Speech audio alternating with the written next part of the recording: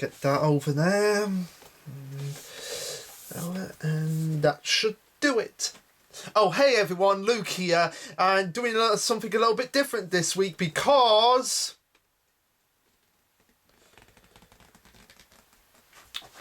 I finally got it done. Guys. I finally got it done. The poster for Dr. Stone. Let's just put that over there.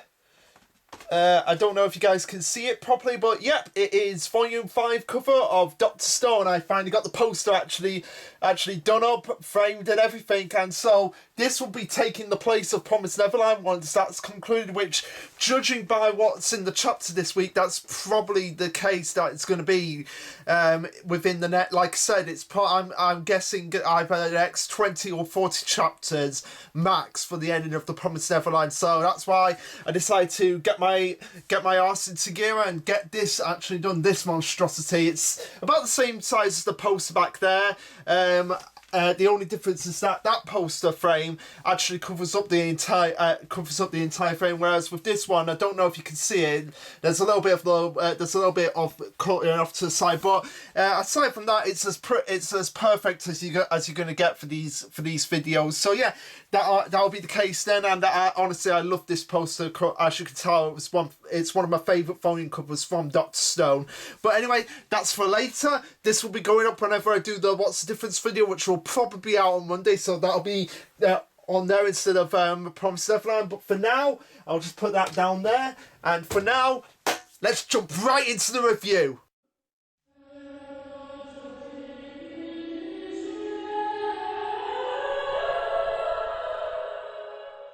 Okay, so this will be chapter 159, titled Thank You.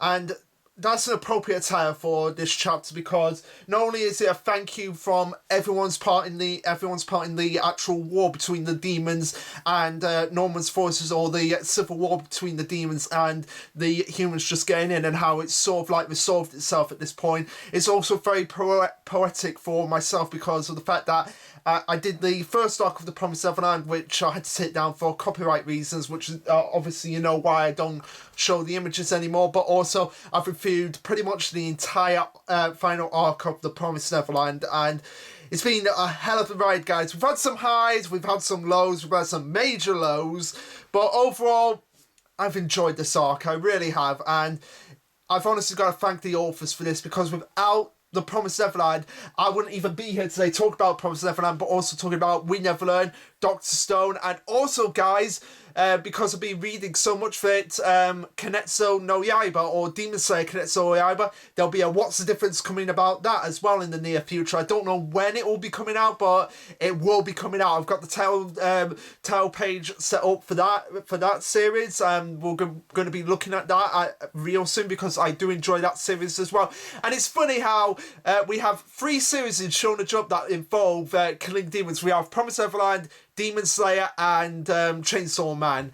That's kind of weird how we have that. I don't know if it's kind of a fetish of the chief editor or something like that. But anyway, guys, that's for later. So now we've got to just dive right into the chapter as well. Alright, so we start off this chapter with a colour page, and it says that it's colour page to celebrates the climax of the battle at the real capital, and also the popularity of the final arc, which, judging by the way the way it's actually shown in the table of contents, that doesn't surprise me at all.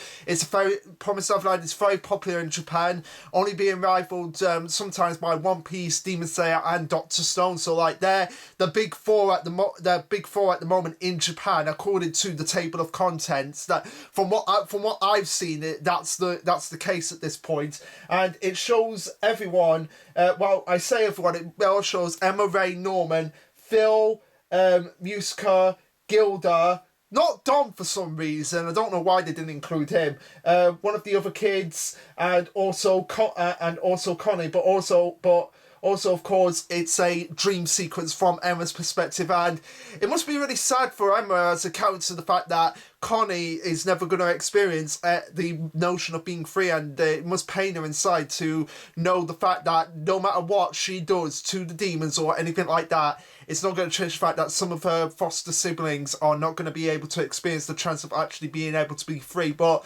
as we've seen throughout her journey, she's going to make up for it in space by getting everyone in, not just Gracefield House, but all the other houses completely free and out of Demon World. But as we're seeing this chapter, Songju is a bit on the fence about that actually happening. So we start off this chapter with the Queen actually going on a tirade in her mind, but as she's dying, basically going, I want it, I want it, I want it, I want it all. Status, prestige, wealth, delicious food, power, admiration, more, as we see her just surrounded by this mountain of treasure and her sitting on this throne. But from the way she is actually sitting like that, it seems like she's actually bored of this power. Like she wants the power, but once she gets it, it's like, what does she actually do with it if all she's going to be wanting is just more, and just having that egotistical boost of her nature as being like, I am the Queen, I am a godlike figure in this world, I'll have everyone bow down before me, there's nothing anyone could do. But when you get to that point, it's like, it does become a bit boring, which is why if anybody wanted to take up for the world, it's like, really, after that, what do you exactly do with it? In the words of the Fourth Doctor, it's like they wouldn't know what to do with it beyond shout at it. That's pretty much what the Queen would be in this case. It's like she wouldn't know what to do with the world beyond shouting, or beyond the fact of like, go and throw them to other demons and that, and it'll probably be less fun for her as she went along. And it continues to go on to say, is this everything that I've wanted? What do you, as she thinks back to what Yusuke said, what do you truly, as she continues to go on and say, is there something else that I truly desire? Will obtaining it be able to quench this thirst? What is it? Something's not right. Even if this can't satisfy me, it should still.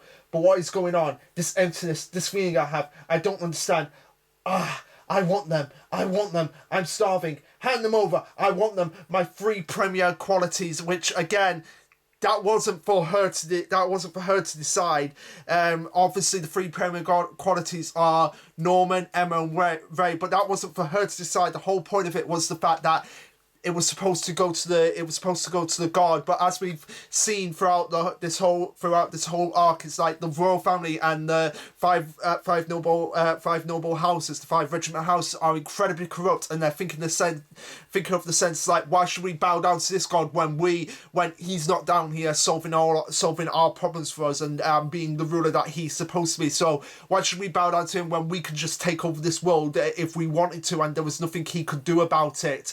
And I don't think the god was even gonna get involved if that was the case. So we move back into the present day as we see the Queen just her body just like disintegrating, just like plopping down like this just big massive monolith of a tower of behemoth of goop, just like plopping down onto the ground as everyone looks on in amazement, despair, disarray. I don't know what they're actually thinking, as Musica confirms that she's dead, and this time she'll stay that way. Okay, so I will believe Musica over anything in this situation, unless something else is basically pulled out left field. Like, I have to admit, the whole second core thing, even though I found it fascinating and also showed a different level to the demons, I did feel like it was a little bit pulled out of nowhere. And who knows, maybe at this point Lewis, like, Musica just doesn't know that Lewis has the second core, and he might eventually show up at some point in the upcoming chapters leading up to the ending of the series. But anyway, continuing on, Songju is just not saying anything, and we don't know exactly what he's actually thinking. He just states the Queen is now, and he could possibly be thinking like, the Queen is now no more. There's nothing else left. What she strived to be ended up being her downfall in the end. That's probably exactly what he was thinking. And also, he probably was thinking like, if only she was more like him and actually left with him, who knows what might have ended up happening if that idea and that path had actually taken place. As the others attend to Sassy, who is surprisingly still alive at this point, those experiments that Peter Atari did on him must have done something to enhance his ability to actually stay alive under intense situations like this one as well. But anyway, as they're attending to it, we get Musica who's just staring down the Queen as she is continuously dying. Very slow death, very slow and painful death from the Queen at this point, which actually makes sense because she's basically being eaten up from the inside by basically about what must amount to like 10,000 voices just like crawling through her head, just devouring her entire body slowly and painfully, which, let's be honest, she does deserve at this point. Musica thinks back on everything, on her entire journey from the 700 years when she actually escaped from the clutches of the royal family in the 5 regiment houses. She's like, I won't be chased anymore. Nobody else has to die. Father, mother, everyone. And we see a page where the Queen is still disintegrated and Songju and Musica just like again staring on it. It's like they're probably just like in so much like in a state of like shock. It's like the Queen's dead. The Queen's finally dead. It's finally over. There can be change happening. There can be actual change happening. And Songju goes on to say, the Queen is dead. The 5 regiment houses are as well. The demon world has most definitely changed. They've really done it. Humans are quite unbelievable, and this is very much a turning point from them as a species, as a demon species. The fact that humans, despite everything, they were able to overcome impossible odds in order to actually make a change for the world that's beneficial for their kind, but not so much for the demon kind, as Songju will further go into it. Songju goes on to state to himself that what's more, they've even made a promise with the demon god. But he questions if that's really okay. If things keep going as they are now, and Emma is able to fulfill the promise that she forged, he won't be like him, as in Songju won't be able to eat, much less see humans for the rest of his life. And maybe he as we get him thinking back on when the Gracefield kids first left Sandra and Musica from the forest, and he states, I can't wait for the day where I can eat as many humans as I want. He actually thinks back about it. He's probably thinking in his mind like he wants to give the humans a fighting chance, and also he probably has the same philosophy of Lewis. It's like our fight is only fair, and getting your food is only fair if both parties can put their lives on the line. Basically, okay, I'm going to fight to death, and I want you to fight to death as well. I want you to come after me just as much as just as much as I'm going to come after you. That's the philosophy that Lewis had, because it made it much more interesting in his mind, and gave worth a challenge rather than it just being like a complete slaughter and then it just being completely boring for him. He liked the notion of like, maybe they will actually succeed. Maybe that will actually succeed. This will make it even more interesting in his eyes, and it's probably the same thing that Songju has in that regard. It's like he wants a fair challenge in order to have that right to actually consume the human meat. But as he states to himself, it's like regardless of everything, it's like if Emma does go through the promise, then he probably wouldn't be able to probably won't be able to have that notion or have that feeling of actually being able to have a hunt again for the first time in centuries. And this is what I find fascinating about Songju as a character, in the fact that even though he's clearly there to help the humans and help them achieve their goals, in the back of his mind he kind of like wants to achieve his goals as well, and that's kind of conflicting with Emma, who is kind of developed sort of like into a mentor figure to her, in the same way that Musica has developed into sort of like a mentor figure to her. And it's like, where did it go? Where does the line draw here? And it's kind of the conflicting notion that's going through his head as he not only clenches his teeth as he sees Emma and Musica having like this bonding moment. It's like, we actually did it. We actually made a difference to this world, and we actually managed to make it better for everyone in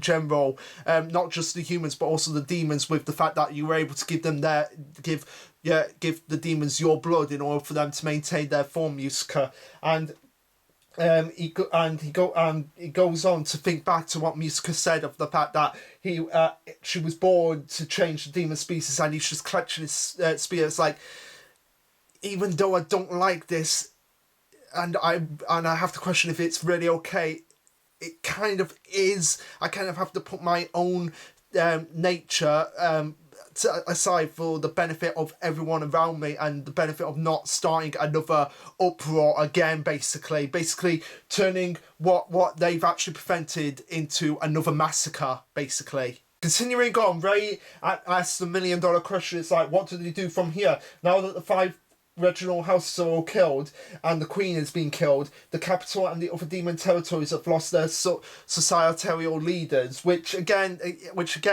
even though they were a dictatorship, they still had a semblance of leadership, and now that they've been taken out, they have to kind of like forge a new leadership and a new fairer system, because it's not just about negotiating for peace at this rate.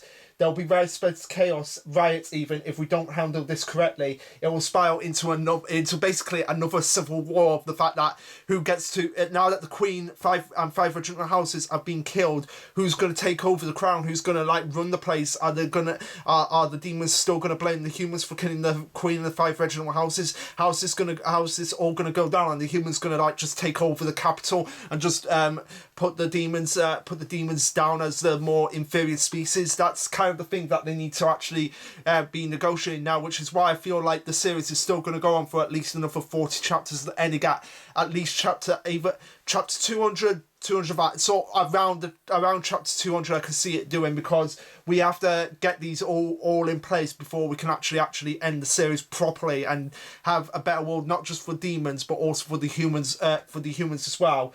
And Emma thinks to herself first before turning to Songju and saying to him, like, couldn't it just be you, Songju? I mean, you're part of the royal family. You're the Queen's little brother, so why can't you just take over as the king? But I feel like even though Songju would probably want that to be the case, as he states, that won't work. And even if it could work, I don't feel like he would want it, because I feel like he's his more own individual person, and even though he probably does care about the demon race itself, he probably just wants to do his own thing, and he doesn't want to actually have that power, because he saw how corrupt it got for his family, and he's like, yeah, I don't want that. That's not my thing, and I'm not going to take that, no matter how many times people say that it's the right thing to do, because I'm part of the royal bloodline. Sonju makes his case for himself of why he can't actually take the crown, which is that if Iverk and Bayon was still alive, it'd be a different story, but he has no connections and knows nothing of politics, which actually does make sense, because if they were still alive, they could be like, okay, now that they're all gone, we have to actually build it back up, and we know all about these politics, how the system actually runs, so we can actually get it back into a semblance of order without going into mass panic, anarchy and chaos. And Songju reiterates that he is still a traitor. Yeah, for 700 years he was chased down and such, be it the royal army or the citizens. No one would ever listen to him, and it would only instigate more chaos, which actually does make a logical sense, because if he was to just come back and be like, I'm taking over this world, people would be like, actually, you're the Queen's brother, you're considered a traitor to the crown, you just banged off, walked away from everything. So why should we welcome you back into our ranks? And more importantly, why should we listen to you when we outnumber you basically 1,000 to 1 in this regard? As Emma and Ray look a little bit disheartened the fact that Sungju is not going to take the crown, Music reassures them that it's okay, and that they should hurry up back to Hideout, as they will figure out the problems themselves. And as Sungju is kind of not saying anything, he's kind of like just thinking like, I don't really like this, but if that's the case, then that has to be the case, I guess, even though I'd probably like to have at least some humans to be on this side of the wall so that I can actually try them out. Oh my god, I've just thought of something. Okay, hold that thought till the end of the chapter, because the feel at the end of the chapter that'll probably make Songju be a little bit more like, okay, I can see something happening here. But anyway, we'll hold that thought until the end of the chapter. But anyway, as Emma's trying to protest Yusuka goals, once humans are out of the picture, things will be much easier for us to solve, which does make sense, because we still have the Peter Watari clan to actually take care of, which I might as well just say it right now, rather than waiting until the end of the chapter.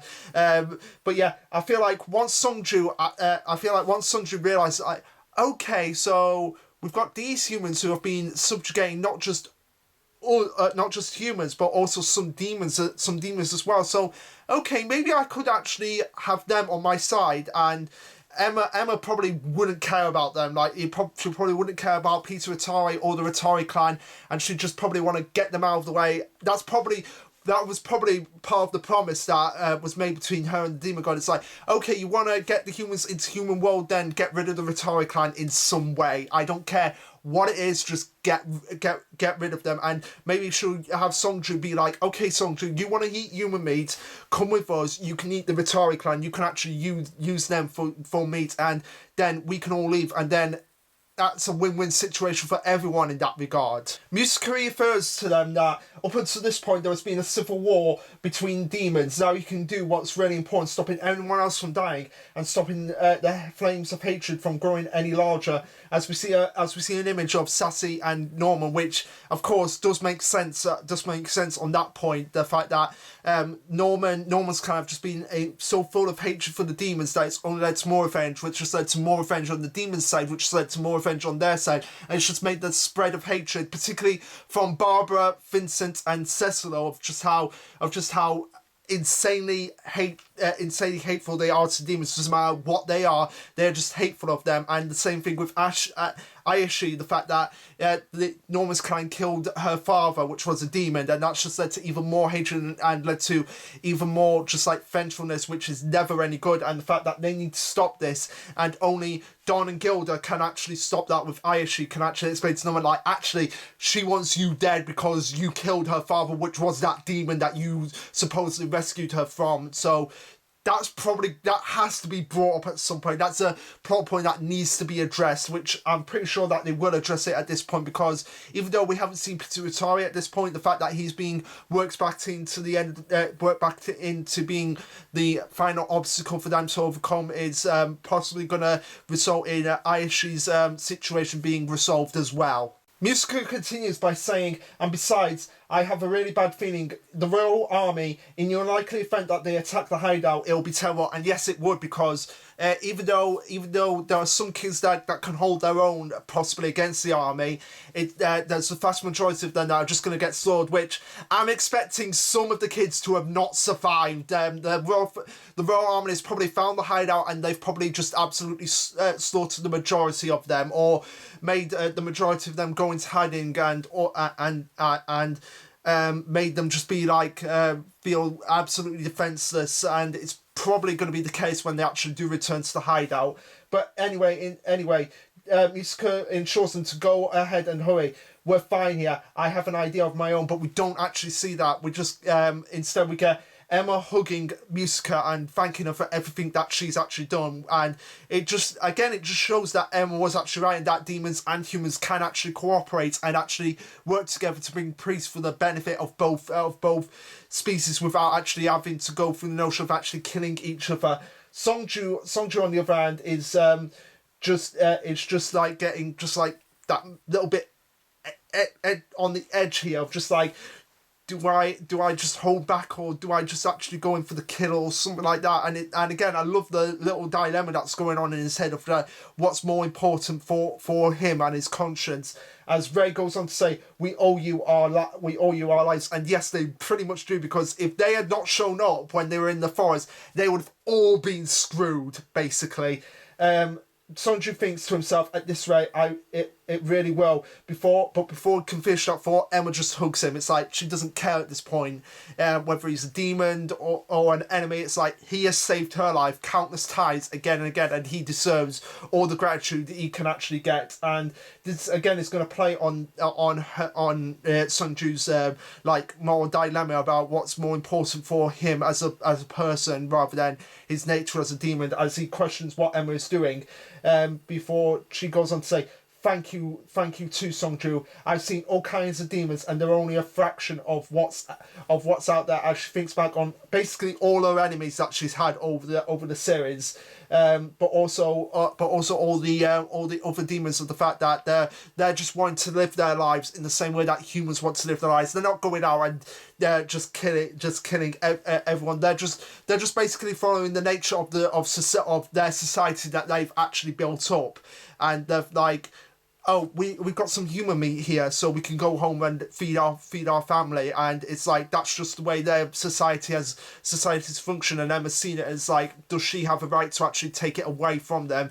And she continues on to say, I thought about so many things up until this point: demons, ourselves, what it means to eat, what it means to live, and what it means to be robbed of that life. And again, it's like, yes, even though her family were robbed of their lives by the demons, it can work both ways. And the fact that she could, and the fact that she's actually seen some demons being robbed of their lives, it's like, does she have a right to does she as a person have a right to condemn the demons for just doing what they're doing in order to survive, and in order for their nature as a species to survive, because they've grown over the years into their own society, got their own classes in place, basically built up at the same way as human society has these days. And it's like, does she have a right to take away what they've actually built up?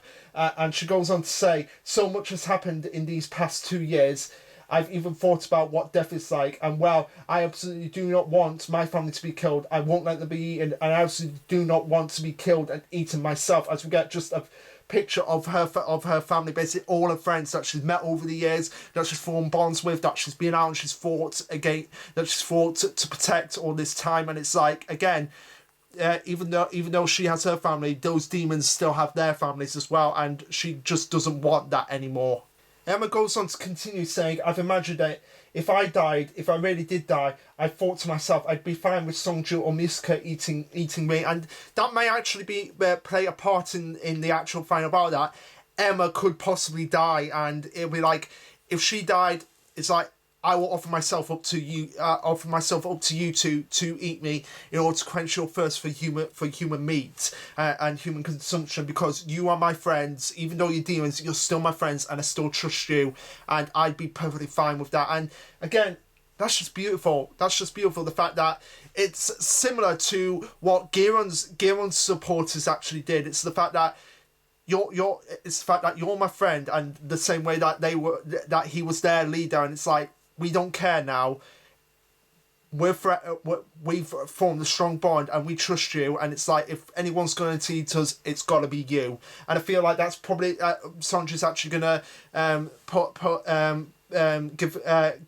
give into that regard. And actually, if Emma was to die at the end of the series, rather than dying a slow, painful death, she'd probably offer herself up to Songju to meet. So at least they can have that bond of trust, and again, and show that, yes, even though we're naturally born as enemies, we've been able to become friends over our interactions. And she goes on, as Songju and Misuka just look on in shock at just what Emma is actually saying, and she goes on to say, me thinking that I don't want to kill the demons was because I was able to meet you two, and she was able to actually see that not all demons were inherently evil. Some of them were just trying to survive and just trying to lay low and just trying to live their lives.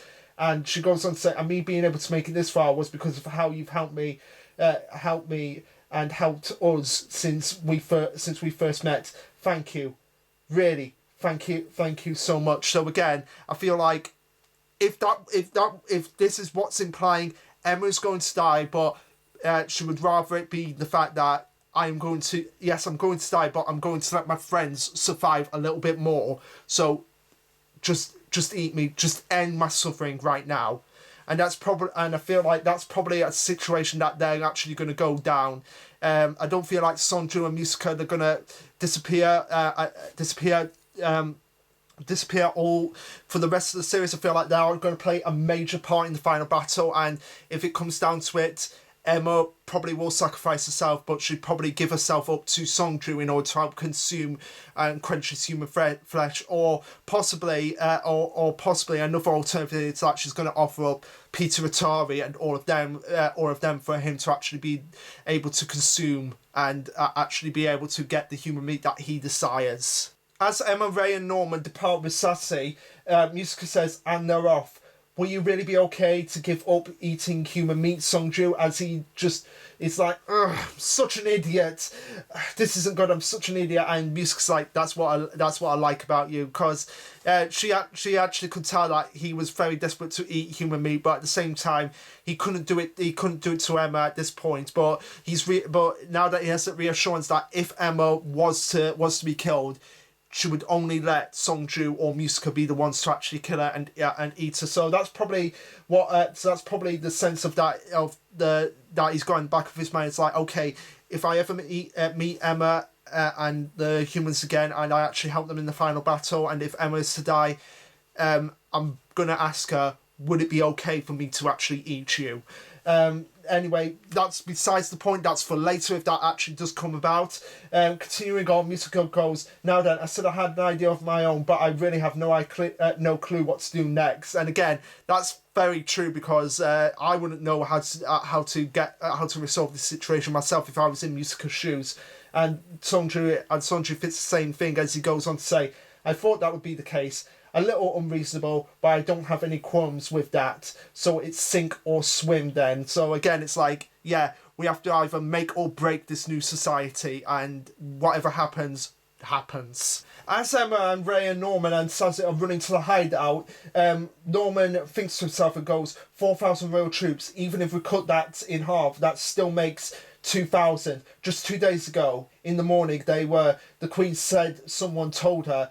And as it goes on to say, let's say the situation could be bad. The Queen's words confirmed it. The one commanding the Royal Army is most likely, as we read the caption, the final boss is the current head of the Rattari clan, Peter Rattari, as we get an image of Peter Rattari. And that's where the chapter ends. And as it states at the bottom, Promised Neverland is on break next week, so yeah, we've got 2 weeks to wait to find out what's going to happen and whether or not Peter Rattari actually did find the hideout, which but by the notion of what Norman's saying here, he most likely did. Okay, so this chapter, I really enjoyed it. I honestly enjoyed it. We got a lot of insight into Songju and his dilemma that's going on, but also we got the mutual trust between Emma, Musica and Songju of the fact that, yes, even though you are my enemies, you're still my friends, and if anyone's going to kill me, I will be more than happy for it to be you, if it means for a chance for you guys to survive. But maybe that might not be the case. Maybe Emma will think of the fact like, okay, Songju probably wants some human meat, so maybe if we get the Rattari clan to actually stay here, then maybe we will have we will be able to escape, and Songju may be able to actually get his human meat and actually have his hunts that he's so cravenly wanting. And hey, who knows? Maybe Lewis is actually commanding the Royal Army, and he actually survived being killed at Goldie Pond, and maybe he's working with Peter Rattari, and it's not just Peter, but it's also Lewis that are actually the final bosses of the final arc. Which, if that's the case, I'd be more than happy with that. And it's very glad that we're actually going to finally get a confrontation between Emma and Peter that I've been waiting for so long. Even though we didn't manage to get a decent confrontation between Emma and the Queen, we still got a confrontation.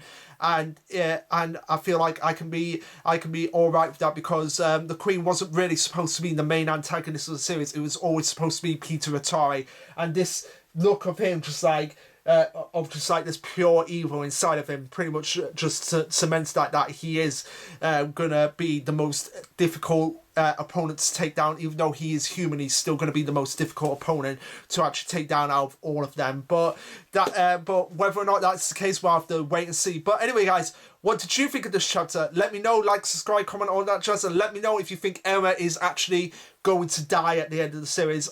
I'm 50-50 on it. If it goes either way, it would be a good ending for this series to go out on. The main character actually dying to benefit humankind, but at the same time the main character escaping with others to actually be the big sister figure that she's always supposed to be. But either way it goes, I'd be all right with it. So anyway, guys, break next week. On Monday, hopefully getting Dr. Stone What's the Difference done. So look forward to that, and this will be Lasher Luke signing off. Later, guys!